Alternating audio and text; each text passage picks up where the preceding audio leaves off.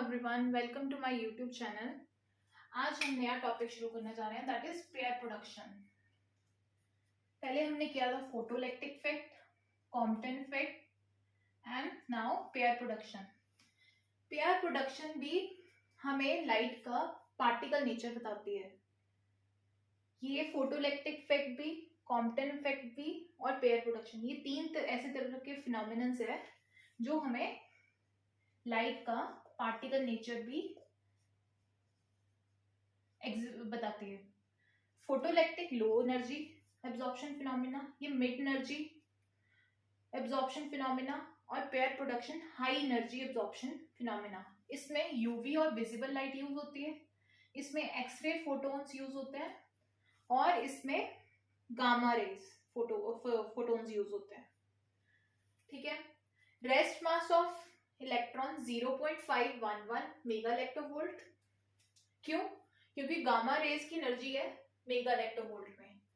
Photo electro में हम use करते थे फोटोइलेक्ट्रिक इफेक्ट में, उसमें जो इस यूवी और विजिबल की थी एनर्जी ईवी में, इलेक्ट्रोवोल्ट्स में। कॉम्पटन में किलो इलेक्ट्रोवोल्ट में, पेयर प्रोडक्शन में मेगा इलेक्ट्रोवोल्ट में। तो रिलेटिविस्टिक केस कंसिडर करेंगे हम।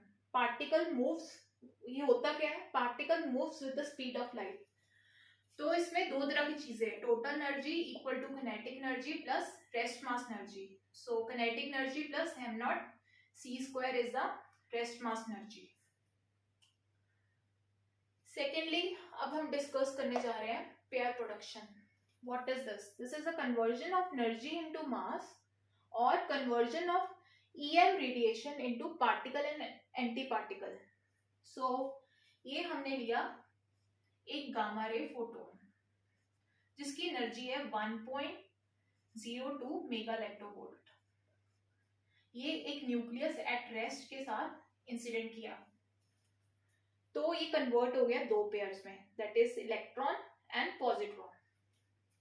और ये न्यूक्लियस को कुछ किनेटिक एनर्जी मिल गई, कुछ तो इस पेयर बनाने में आ गई एनर्जी और कुछ ही किनेटिक एनर्जी न्यूक्लियस को मिल गई। अब हम एनर्जी कंजर्वेशन लॉ लगाएंगे, जिसमें energy of photon plus total energy of nucleus, electron, positron and nucleus, ये बिफोर और ये आफ्टर। ई को हम लिख सकते हैं एच म्यू। एच म्यू क्या है? एनर्जी ऑफ फोटोन, और फोटोन क्या है? Discrete packets of energy. Nucleus, अब kinetic energy of nucleus is 0, तो रेस्ट मास ही लिखेंगे हम, तो mn c square. Kinetic energy of electron, rest mass energy of electron, फिर पॉजिट्रॉन एंड देन न्यूक्लियस। फिर mass is same for the both particle and anti particles. पहले तो ये cancel out हो जाएगा, ये न्यूक्लियस की टर्म और ये न्यूक्लियस की टर्म दोनों साइड से कैंसिल होगी। अब mass of both particle and anti particle, मतलब इलेक्ट्रॉन एंड पॉजिट्रॉन का मास दोनों इक्वल है। सो हम इसको लिख सकते हैं 2m स्क्वायर, इस टर्म को और इस टर्म को हम प्लस करके लिख सकते हैं 2m स्क्वायर, तो बस वही लिख दिया यहाँ पे। अब हमने फाइंड करनी है minimum energy required to form electron and positron pair. तो मिनिमम एनर्जी कितना है? 2। हम इस चीज को 0 मान लेते हैं ताकि मिनिमम एनर्जी निकाल लें। तो इतनी एनर्जी मिनिमम हमें चाहिए होगी, तभी ये पेयर प्रोडक्शन होगी, तभी ये कन्वर्ट होगी एनर्जी इनटू मास, तभी ये एनर्जी कन्वर्ट होगी मास में। सो इतनी एनर्जी हमें चाहिए 2m square. Rest mass of electron 0.511 mega electronvolt, ये वैल्यू डाल दी, तो 1.02 मेगा इलेक्ट्रोवोल्ट। जरूरी नहीं कि हम इलेक्ट्रॉन और पॉजिट्रॉन ही इससे बनाएंगे, हम प्रोटॉन और एंटी प्रोटॉन भी बना सकते हैं, न्यूट्रॉन और एंटी न्यूट्रॉन भी बना सकते हैं।